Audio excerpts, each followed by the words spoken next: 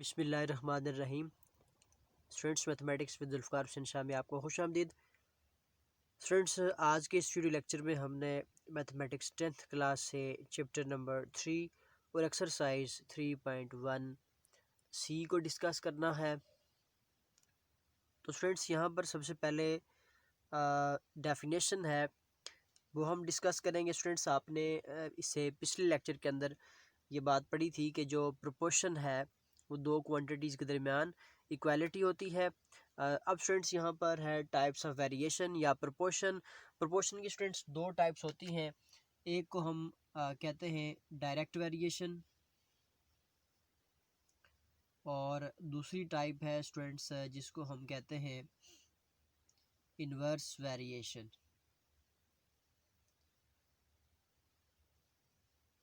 और आज का जो हमारा टॉपिक है स्टूडेंट्स वो क्वेश्चंस हैं रिलेटेड टू डायरेक्ट वेरिएशन। तो सबसे पहले स्टूडेंट्स हम डिफाइन करेंगे कि डायरेक्ट वेरिएशन क्या होता है। तो डेफिनेशन बनेगी students, the relation between quantities between two quantities is called direct variation if increase decrease in one quantity causes an increase decrease in other quantity। यानी कि अगर दो क्वांटिटीज में से एक क्वांटिटी अगर बढ़ती है तो दूसरी भी बढ़ जाएगी, एक अगर कम होती है तो दूसरी भी कम हो जाएगी। इस तरह का जो रिलेशन होता है दो क्वांटिटीज का उसको हम स्टूडेंट्स कहते हैं डायरेक्ट वेरिएशन। इसके बाद स्टूडेंट्स 3.1 सी से क्वेश्चन नंबर 1 है, y is directly proportional to x, x is 10, y is 450। दो वैल्यूज हमने यहाँ फाइंड करनी है। एक फाइंड करना है find equation connecting x and y और दूसरा फाइंड करना है k की वैल्यू। तो स्टूडेंट्स हम करेंगे जब सॉल्यूशन। तो सबसे पहले क्या करना है, यहाँ पर गिवन है आपको y is directly proportional to x। तो स्टूडेंट्स ये बना मैथमेटिकल फॉर्म होती है प्रोपोर्शनैलिटी की, y is proportional to students क्या है, x है।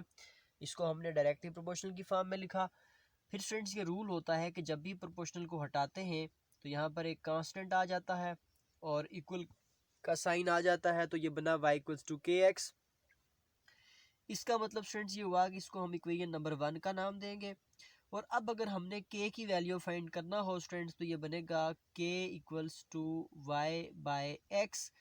अब स्टूडेंट्स जब हम k फाइंड करेंगे तो हमने क्या करना है, सिंपल y की वैल्यू जो गिवन है आपको 450 और x की वैल्यू क्या है 10, 0 0 के साथ काट दिया। इसका मतलब k की वैल्यू क्या बन गई 45।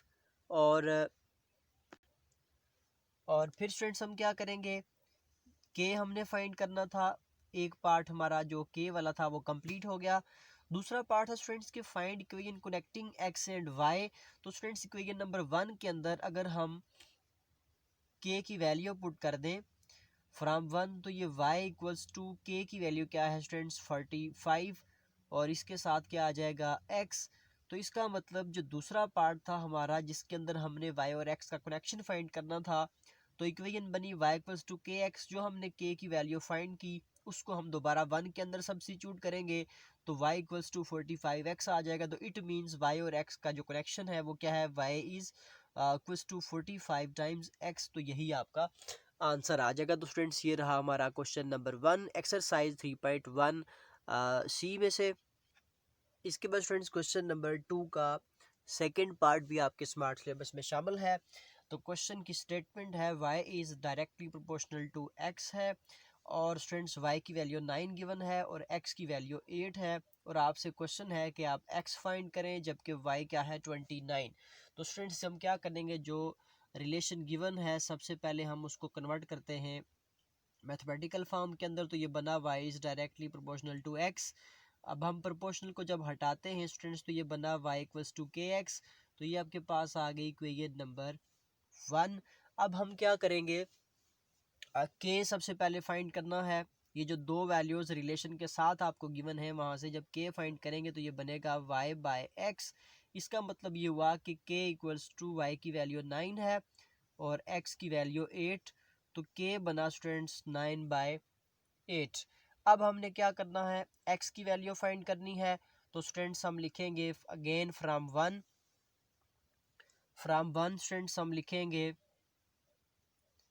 फ्रॉम वन क्या है, y equals to k x. अब आपने क्या करना है, ये k की वैल्यू यूज करनी है और y की वैल्यू यूज करनी है और x फाइंड करना है। तो y क्या है स्टूडेंट्स, 29 इक्वल्स टू k 9/8 और इसके साथ x आ गया।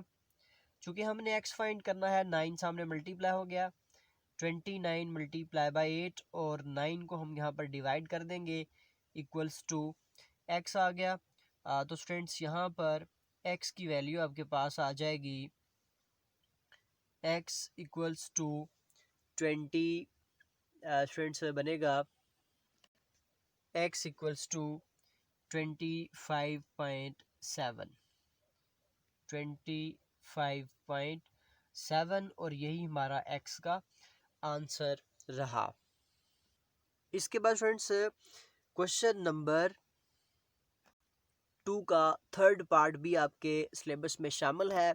तो स्टूडेंट्स क्या करना है, हमने इस क्वेश्चन के अंदर स्टूडेंट्स x 54 है और y हमने फाइंड करना है। तो उसके लिए भी स्टूडेंट्स हमने चूंकि k फाइंड करना था, सेम पैटर्न फॉलो करेंगे। सबसे पहले k आ जाएगा, k फाइंड करने के बाद स्टूडेंट्स हम क्या करेंगे, अगेन लिखेंगे फ्रॉम वन। चूंकि हमने y फाइंड करना है तो y फाइंड करने के लिए फ्रॉम वन क्या हो जाएगा, kx, k की वैल्यू स्टूडेंट्स है 9/8 और x की वैल्यू गिवन है आपको 54। जब यहाँ पर स्टूडेंट्स हम क्या करेंगे, 9 को 54 से मल्टीप्लाई करेंगे और 8 के साथ डिवाइड करेंगे, तो हमारे पास y की वैल्यू स्टूडेंट्स आ जाएगी 60.75।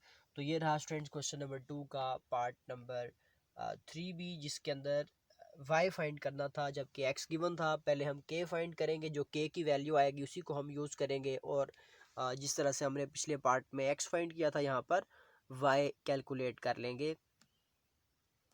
इसके बाद फ्रेंड क्वेश्चन नंबर 3 का a पार्ट है। इसमें आपको गिवन है L is directly proportional to M।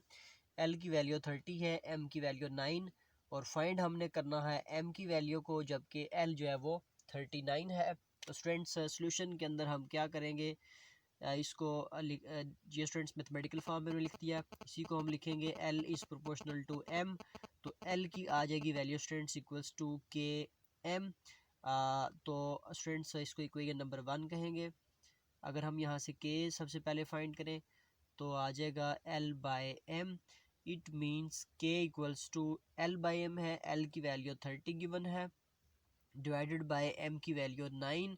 इसका मतलब ये हुआ कि 10 3 ज़र 30 और 3 3 ज़र 9, तो k की वैल्यू बनी 10/3। इसके बाद स्टूडेंट्स हमने क्या करना है, m कैलकुलेट करना है। तो लिखेंगे फ्रॉम वन के अंदर स्टूडेंट्स हमने करना है सब्सिट्यूट। स्टूडेंट्स वन है, L इक्वल्स टू के एम, L की वैल्यू है 39 इक्वल्स टू k हमने फाइंड किया 10/3 और मल्टीप्लाई बाय स्टूडेंट्स क्या आ जाएगा, यहाँ पर m हमने कैलकुलेट करना है। तो ये लिखेंगे 39 multiply by 3 and divided by 10 equals to m। अब स्टूडेंट्स क्या हो जाएगा, यहाँ से m की वैल्यू के लिए 39 को 3 से मल्टीप्लाई कर दें, जो आंसर आता है उसको फिर स्टूडेंट्स डिवाइड कर दें 10 के साथ। तो आपके पास m की वैल्यू बनेगी स्टूडेंट्स 11.7। इस तरह से हमारा m कैलकुलेट हो जाएगा। इसके बाद स्टूडेंट्स क्वेश्चन नंबर 4 है। इसमें रिलेशन गिवन है आपको y is directly proportional to x और साथ एक आपको टेबल दिया गया है। इस टेबल के अंदर x की वैल्यूज़ गिवन है आपको और साथ y की वैल्यूज़, और कुछ जो पोजीशंस हैं स्टूडेंट्स जिनमें हमने x फाइंड करना है और कुछ पोजीशंस पे हमने y कैलकुलेट करना है। एक वैल्यू यहाँ पर y की कैलकुलेट करनी है और स्टूडेंट्स x की 2 वैल्यूज़ कैलकुलेट करनी है। इसके लिए स्टूडेंट्स हमने क्या करना है, जो गिवन रिलेशन है उसका हमने यूज़ करना है। सोल्यूशन के अंदर हम लिखेंगे जो गिवन रिलेशन है वो आ जाएगा y इक्वल्स टू, स्टूडेंट्स ये गिवन है y is directly proportional to x। तो ये बना y equals to k x. तो सबसे पहले हमने क्या करना है, k कैलकुलेट करना है। तो स्टूडेंट्स k कैलकुलेट करने के लिए हमारे पास y की वैल्यू का भी होना ज़रूरी है और x की वैल्यू का भी होना बहुत ज़रूरी है। तो स्टूडेंट्स हम क्या करेंगे, यहाँ पर टेबल को देखेंगे तो यहाँ पर स्टूडेंट्स देखें ये x है और ये y। अब y अननोन है, इसका मतलब हम k के लिए इस वैल्यू को यूज़ नहीं कर सकते। यहाँ पर देखेंगे तो x अननोन है, y की वैल्यू का तो पता है, x का नहीं पता। तो यहाँ से भी हम ये भी वाला कॉलम भी यूज़ नहीं कर सकते, लास्ट वाला भी नहीं यूज़ कर सकते। तो फ्रेंड्स ये जो कॉलम है जिसके अंदर 8 और 20 गिवन है, यहाँ से हम y की वैल्यू यूज़ करेंगे k फाइंड करने के लिए। y की वैल्यू 20 और 8 स्टूडेंट्स क्या है, x है हमारा। तो हम इसको लिखेंगे 5 4 ज़र 20 एंड 4 2 ज़र 8। तो k की वैल्यू क्या आ जाएगी स्टूडेंट्स, 5/2। अब ये जो स्टूडेंट्स k है 5/2 और स्टूडेंट्स यहाँ पर हम इसको नाम दे सकते हैं इक्वेशन नंबर 1। अब हम क्या करेंगे स्टूडेंट्स, अब अगर आप ये जो फर्स्ट कॉलम है इसको कंप्लीट करने के लिए हमारे पास x की वैल्यू क्या है, 2 है, जबकि k हमने फाइंड कर दिया 5/2। इन दोनों वैल्यूज़ को हम यूज़ करेंगे 1 के अंदर। तो फ्राम 1 जब लिखेंगे स्टूडेंट्स तो आ जाएगा y equals to k x होता है, k की वैल्यू 5/2 है और x की वैल्यू स्टूडेंट्स क्या है 2। तो ये 2 इसके साथ कैंसिल, तो y इक्वल्स टू क्या आ गया 5। इट मीन्स कि यहाँ पर हम y की जगह पर 5 लिखेंगे। इसी तरीके से स्टूडेंट्स जब हमने सेकंड कॉलम को देखना है तो यहाँ पर स्टूडेंट्स आपको गिवन है y इक्वल्स टू 8 और k जो हमने फाइंड किया वही यूज़ करेंगे 5/2। इसमें स्टूडेंट्स हमने क्या करना है, x की वैल्यू जो है वो फाइंड करनी है। तो क्या लिखेंगे फ्राम 1, इसमें भी स्टूडेंट्स हम फ्राम 1 में क्या था y equals to k x, Y की वैल्यू 8 है और k की वैल्यू 5/2 है और इसके साथ x आ गया। 2 को 8 से मल्टीप्लाई किया तो ये बना 16 डिवाइडेड बाय स्टूडेंट्स क्या हो गया 5 इक्वल्स टू x। इसका मतलब x की वैल्यू क्या बनी 16/5। तो यहाँ पर हम लिखेंगे x इक्वल्स टू 16/5। तो स्टूडेंट्स ये जो लास्ट कॉलम है इसमें आपको y की वैल्यू गिवन है 30 और यहाँ पर हमने x फाइंड करना है और स्टूडेंट्स k भी हमें गिवन है, वही k हम बार बार यूज़ कर रहे हैं इस कॉलम को कंप्लीट करने के लिए 5/2 है। तो स्टूडेंट्स इस क्वेश्चन में हमने x फाइंड करना है, बिल्कुल इसी तरह से है। तो फ्राम 1 यहाँ पर भी आ गया, 1 के अंदर क्या करना है students, y equals to k x है, y equals to k x, Y की वैल्यू हम सब्स्टिट्यूट कर देते हैं यहाँ से, 30 गिवन है हमें और k की वैल्यू 5/2 है और साथ ही इसके x आ गया, 30 को 2 से मल्टीप्लाई कर दिया 60 हो गया, डिवाइड बाई 5 कर देंगे और इक्वल्स टू x। इसका मतलब ये हुआ कि x इक्वल्स टू स्टूडेंट्स 5 1 ज़र 5 और 12 5 ज़र 60, x की वैल्यू क्या बन गई 12 और जो लास्ट कॉलम है हमारा इसके अंदर क्या आ जाएगा x इक्वल्स टू 12। तो स्टूडेंट्स बहुत आसान क्वेश्चन था। जस्ट आपने क्या करना है, सबसे पहले k कैलकुलेट करना है, जो k की वैल्यू आएगी उसी वैल्यू को फिर हम यूज़ करके स्टूडेंट्स जो बाकी टेबल के अंदर वैल्यूज़ फाइंड करना होंगी वो भी आसानी से फाइंड कर सकेंगे। तो ये क्वेश्चन 4 का फर्स्ट पार्ट था।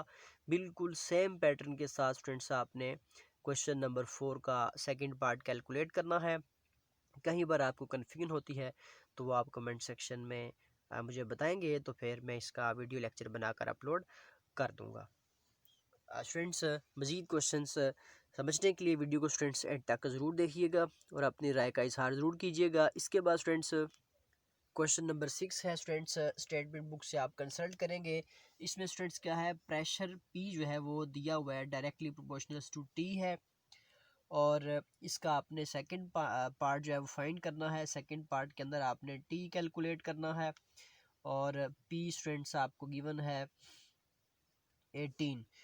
तो स्टूडेंट्स क्या करना है, इस रिलेशन को हम लिखेंगे P equals to k t और K बन गया P/T और स्टूडेंट्स आपको गिवन है पहले P की वैल्यू बुक पे गिवन है आपको 35 और T की वैल्यू 7 है, तो K बन गया स्टूडेंट्स आपके पास 7 5 ज़र 35।